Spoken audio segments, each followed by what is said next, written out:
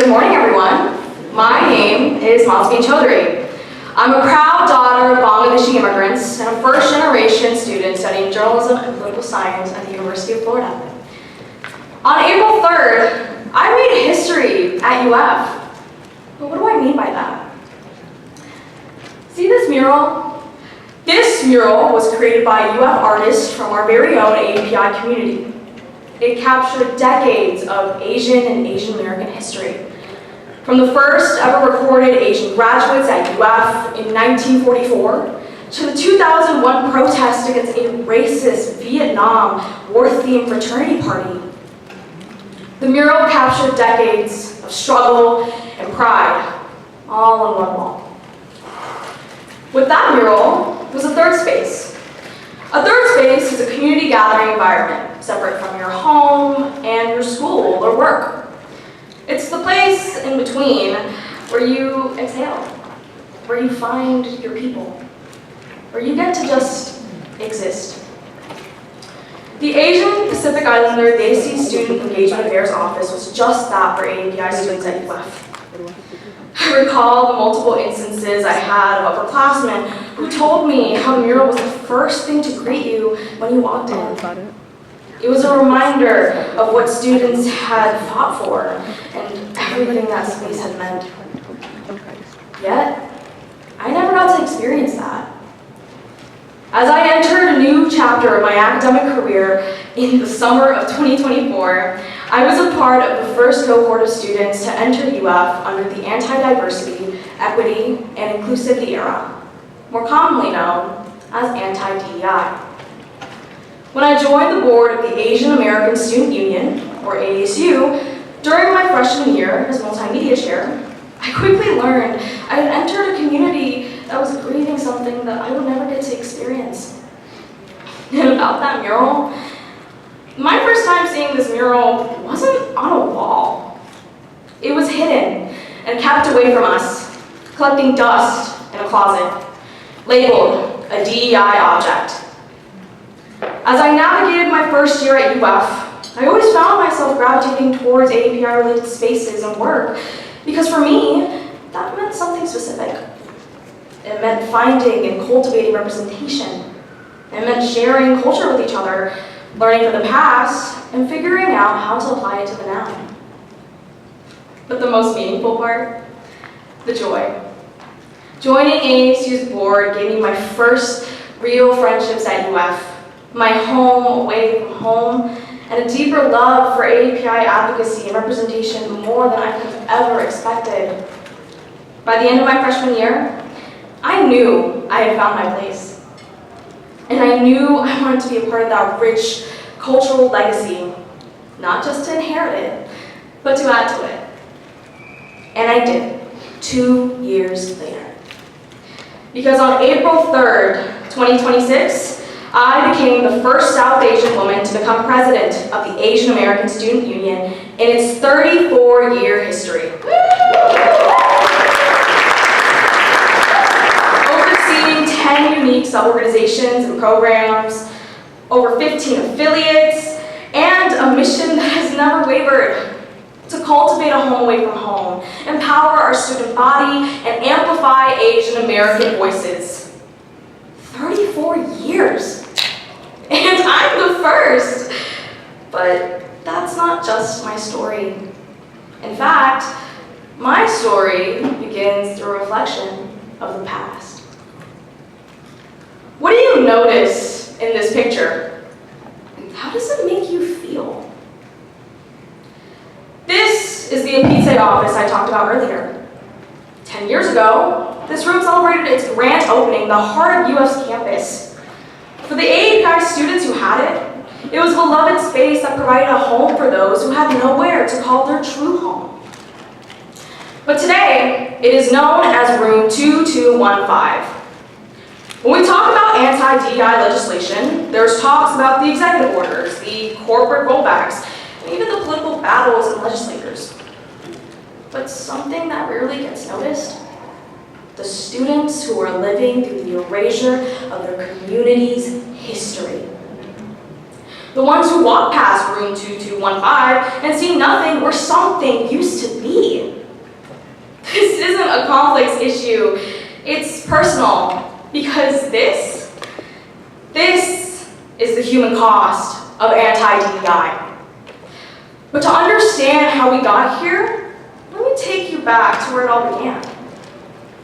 Pop quiz! Which was the first school in the Southeast to establish the Asian American Studies Certificate and Minor? Ding, ding, ding, ding! Of course, it's University of Florida. But despite UF establishing themselves as the first in 2004, we have to remember who actually fought for this curriculum to exist. And that was the countless of faculty, staff, students who are part of the Asian American community at the university. Because, of course, it can teach you history, but it can't hold you when you're homesick, or introduce you to the person who becomes your best friend, or make you feel like this campus was built for you too. So the same people who fought for that curriculum faced their next battle, fighting for a place where all of that was possible. That, however, took time. In fact, the Asian Pacific Islander Desi Student Engagement Affairs Office wasn't always known as a pizza.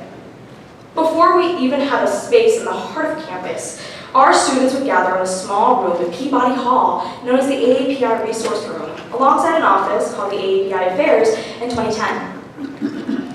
My point? Even having nothing, no dedicated space, no physical institutional recognition, did not stop students from hosting events and meeting to advocate for our community. Though the progress we made was gradual, it was persistent until it built something real. As UF stood for a beacon of Asian American advocacy in the South, other campuses started to look to us for guidance.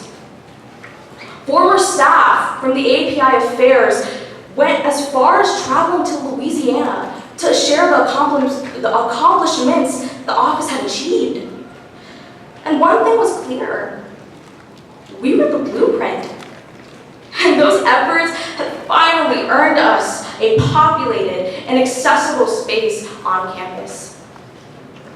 But then, Florida Senate Bill 266 had passed in May 2023. For those unfamiliar, Senate Bill 266 effectively banned the funding of all DEI initiatives at Florida's public universities. In one bill, it dismantled programs, defunded offices, and forced staff out of roles that they had built careers around. It didn't just change policy. It changed the culture of what it felt like to be a part of a minority community on a Florida campus. At the University of Florida, the human cost was immediate and tangible. Nearly 500 active courses were removed from the catalog. That's a student who can no longer see themselves in the curriculum. Our API Early Arrival Transition Program for incoming freshmen, designed to help first-year students adjust to college life and find community before the semester even begins, lost its funding. Our annual Asian American Student Assembly, a campus-wide celebration of API culture, identity, and community that welcomes over 4,000 students, all of different backgrounds, was stripped of its funding. Well-respected staff, mentors who had dedicated their years to our community were forced out of their departments overnight. With those mentors gone, when those programs vanish, and when courses disappear, many other things begin to fade away too. Like the moment a student realizes that they have a political identity. The moment they learn that their history matters. The moment they understand that being an API isn't just a background detail, it's something worth organizing around. SB 266 didn't just defund programs. It interrupted a pipeline of cultural and political awakening that our community spent 3 decades building, including a pizza. Hearing the way people spoke about a pizza, including my board, students, and even faculty, led me to believe that this space was no longer a place that we could access. I mean, can you blame me? I was a freshman. it was all that I was told. That assumption in itself is the human cost of erasure trickling in. Because you don't have to lock the door. You just have to make people believe that it's closed. So towards the end of my freshman year, our board had faced a choice. UF had eliminated DEI funding. The programs our community depended on were disappearing, and we had to figure out what to do about it. We fought for the Roots Bill, a piece of student government legislation that gave them the power to finance multicultural programs after UF had eliminated DEI funding. And I want to be honest about what that meant. Before COVID, organizations like AASU had budget autonomy, a lump sum of what we could allocate towards our own programming based on our community's needs. But after, we lost that. So instead of controlling our own budget, maybe around $100,000 per year, we now request funding program by program, application by application, and approval by approval. And Roots just wasn't something that we wanted. It was the best outcome that we could fight for. You could call it a Band-Aid solution, temporary, imperfect, and built on a system that required us to seek recognition and validation from the spaces that weren't built for us. To have the final say over our own community's programming taken out of our hands. In some capacity, we were grateful. And in others, we were exhausted by it. Because here's the reality of fighting for your community inside of a bureaucracy that doesn't fully see you. One wrong word, one misunderstood amendment, one administrative pushback.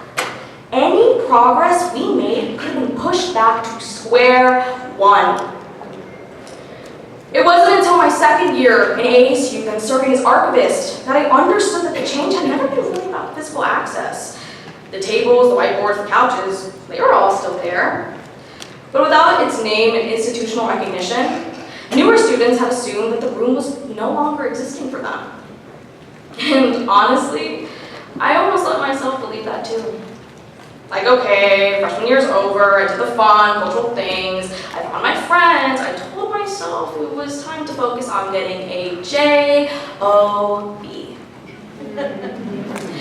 Suddenly, my involvement in ASU was fading before my very own eyes. But one experience changed everything. APIAVote's Norman Wyoming University Summit. Last October, our 2 APIAVote student ambassadors, alongside 6 board members of AASU, including myself, were flown out to Houston to attend. We sat in rooms asking questions that I had never been given the space to ask before. What does it mean to be nonpartisan, but still political in a climate like this? How do we navigate difficult conversations without losing people? Where do we come from? And where do we go from here? We learned how to spot misinformation before it spreads through our communities. We traced the history of student organizing and saw ourselves in it. And in between all that, we designed custom Pokemon cards that reflected our identities and power-ups. What were my power-ups?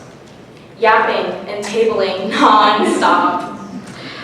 Because no matter the weather or the situation, I was not stopping until the mission was heard.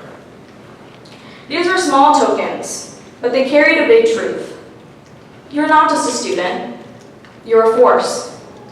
For the first time, I wasn't carrying the weight of everything that we had lost. I was being shown what we could be capable of.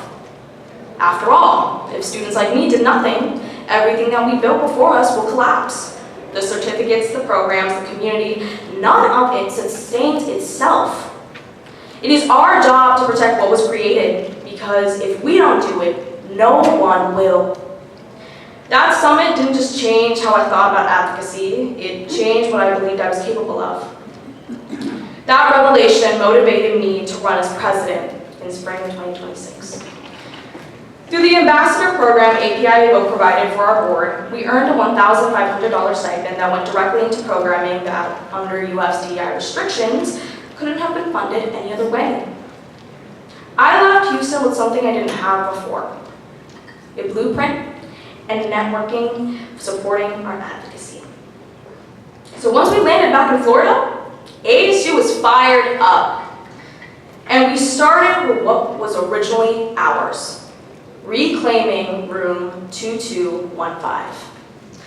Through our initiative, AACU and Chill, we turned advocacy into something students actually wanted to show up for. Raising funds for those affected by SNAP cuts, sewing reusable menstrual pads for communities in need, hosting voter education events, and even traveling to DeLand, Florida to learn about Luke Gong, the citrus wizard, a man whose contributions to the Florida orange industry that were nearly erased from history. Sound familiar? This is what change looks like. This is what it looks like to invest in students. And now we're here.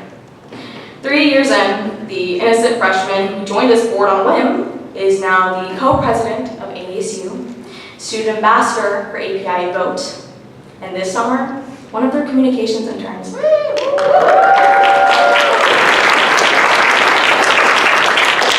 But the story isn't over just yet.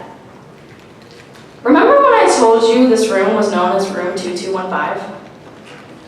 Well, I lied. About a week and a half ago, that room was renamed the Collegiate Veteran Success Center. Without notifying my board, UF staff have removed everything, maybe 10 over 15 years of history, gone in just a few days. And here's what I want you to understand. This isn't the end of erasure. This is the erasure continuing. What started with SB 266, the funded program, the reassigned staff, the courses pulled from the catalog, it didn't stop there. It kept going. It still is going, spreading across our nation piece by piece.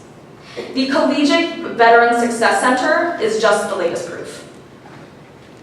Yet, in the midst of all of this is my truth.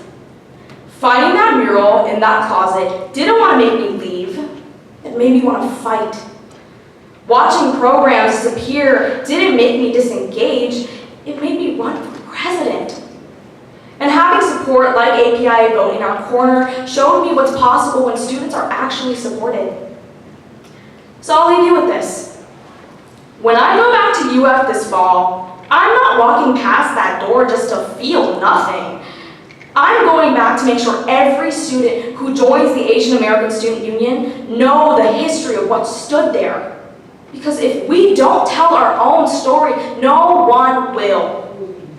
I've watched API students drive hours attending organizing summits, legislating in our student government to protect our community and educate our community on voting to make sure our voices continue to be heard. All in the same semester that their own community was being defunded. And that's resilience. And so I ask, in this vacuum that anti-DEI laws have been created, invest in students. Invest in their campus initiatives. Help them amplify their voices. Because when students are resourced, supported, and seen, showing up isn't just possible. It's unstoppable. The question is, what will you do about it? Thank you.